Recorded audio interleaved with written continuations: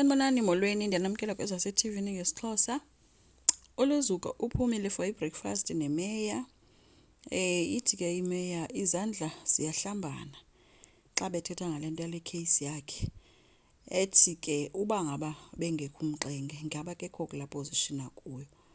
Wathi ke omnye hayi ke loo nto ithi ikhona into ongayizama. Wathi ayikho nto endingayizama ngale case kodwa uba awubanjwanga. Bayihleka ke leyo yadlula ke.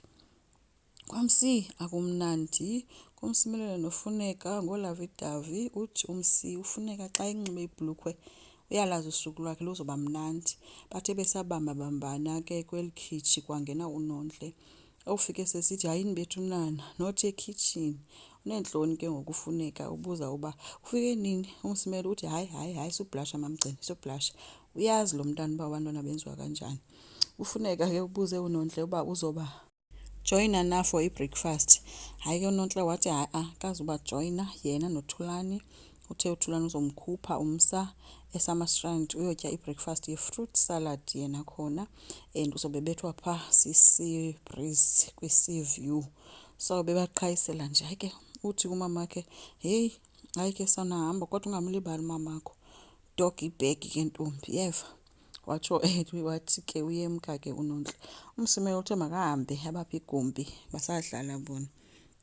Umsimela uthe ke ucinga la empire kwamakhwethu uba baqale ngecar wash. Funeka uthe mdala kangaka not icar wash kaloku wena uza kwehlelwa sisidima if ungangena kwinto ne-car wash. Umsimela uthe okay iteksi ke 2 zibe okanye 3. Funeka uthe kuyaphithizela eteksini.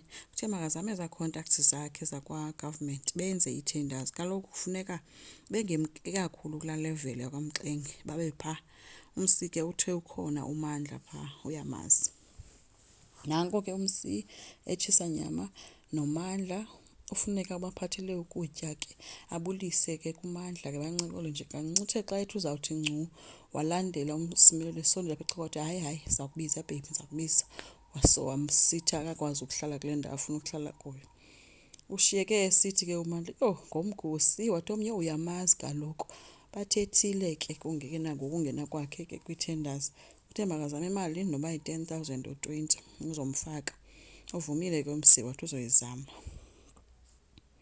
Kwabulelwa uNobomi usekhitshini. Ubukeka ngathi noko umcacele namhlanje uAnathi bayancokola ke ekhitshini. Uyabuza uba breakfast ayikabikho na. Athi omnye no besebuza uba ndingakubiza ngubani ke ngoba kuyafana kaloku uba ungumama. uAnathi uthe ngcono athi ncinci. Bathe besancokola ke bezihlekela kwangena uThulani noNontle bengahleki umntana womntu benyumbazana. uThulani ubuze ukuba ibreakfast ayikabi ready na. uAnathi wajika ke wajonga le kule beyenza waye kuncokola noBubu. Wathi uAnathi no izoba ready soon. Thulani wathi hayi xa ungekabikho ready ngexesha kusothiwa soon make ndibe ndiba busy. Watsho ebusy ekhesana apha ekhitshini noNontle.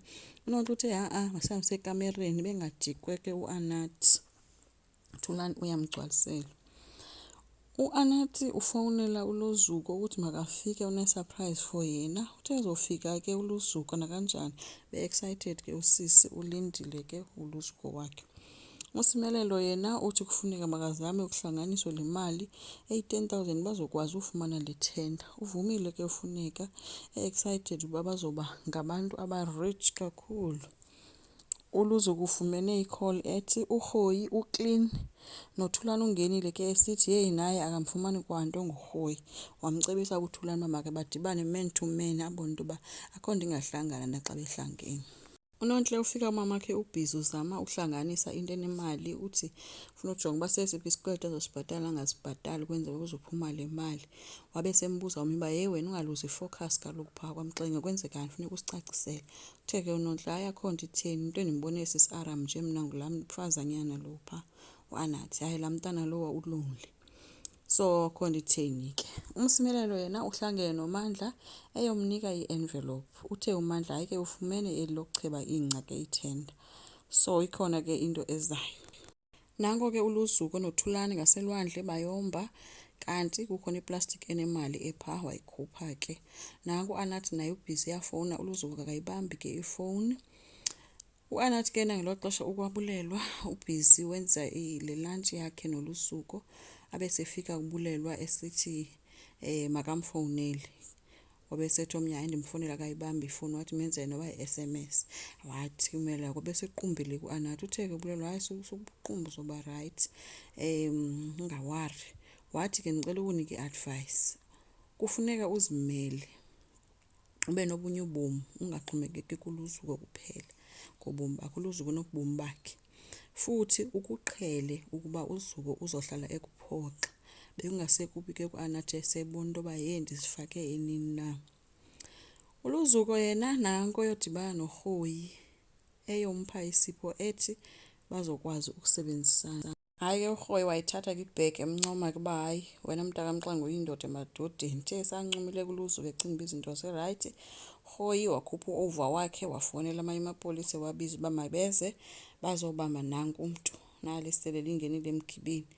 Wabanjwa ke uLuzuko kanjalo ngokubhrayibha amapolisa. Wabesithi omnye ke uyiqinise kakhulu ke ngoku icase yam. uLuzuko ubhayizile kakhulu ke this time.